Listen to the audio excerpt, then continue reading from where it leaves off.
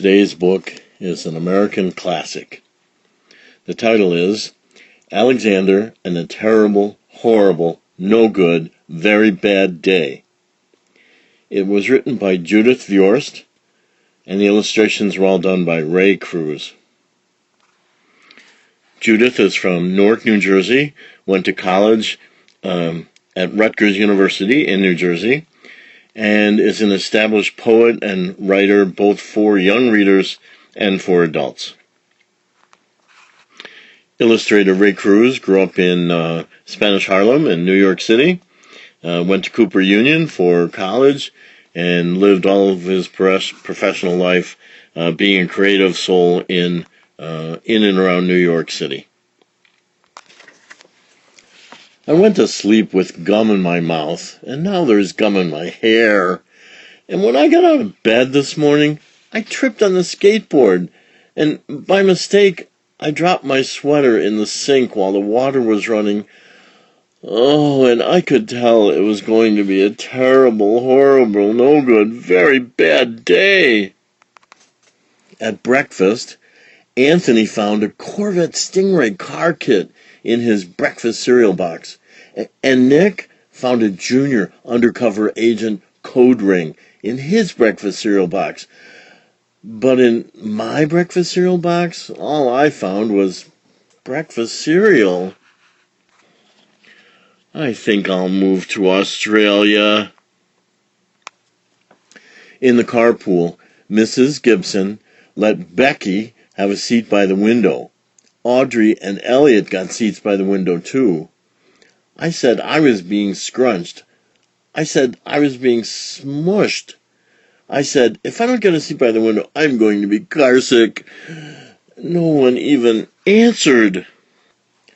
I could tell it was going to be a terrible, horrible, no good, very bad day. At school, Mrs. Dickens liked Paul's picture of the sailboat better than my picture of the invisible castle. At singing time, she said I sang too loud.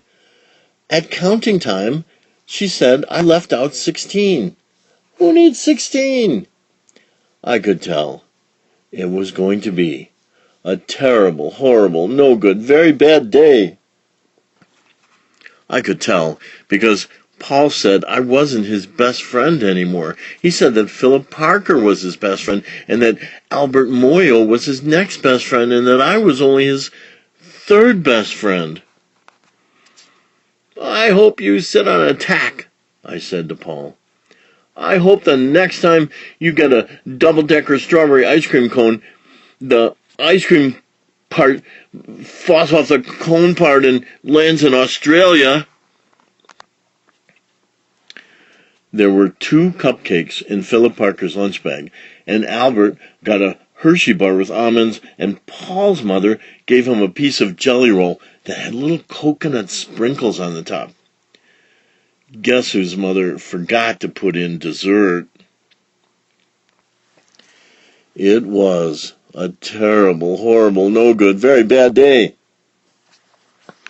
That's what it was, because after school, my mom took us all to the dentist, and Dr. Fields found a cavity just in me. Come back next week and I'll fix it, said Dr. Fields. Next week, I said. I'm going to Australia. On the way downstairs, the elevator door closed on my foot. And while we were waiting for my mom to go get the car, Anthony made me fall where it was muddy. And then when I started crying because of the mud, Nick said I was a crybaby. And while I was punching Nick for saying crybaby, my mom came back with the car and scolded me for being muddy and fighting. I am having a terrible, horrible, no good, very bad day, I told everybody. No one even answered. So then we went to the shoe store to buy some sneakers. Anthony chose white ones with blue stripes. Nick chose red ones with white stripes. I chose blue ones with red stripes. But then the shoeman said, "We're all sold out." Ugh. They made me buy plain old white ones, but they can't make me wear them. When we picked up my dad at his office, he said I couldn't play with his copying machine, but I forgot. He also said to watch out for the books on his desk, and I was careful as could be, except for my elbow. He also said, "Don't fool around with his phone." But I think I called Australia. Dad, please don't pick him up anymore. It was a terrible, horrible, no good, very bad day. There were lima beans for dinner. And I hate limas. There was kissing on TV. Oh, and I hate kissing. My bath was too hot. I got soap in my eyes. My marble went down the drain. And I had to wear my railroad train pajamas. I hate my railroad train pajamas.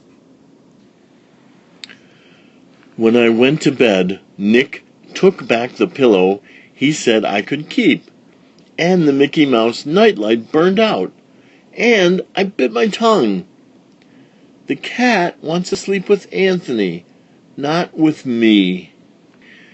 It has been a terrible, horrible, no good, very bad day. My mom says some days are like that. Even in Australia.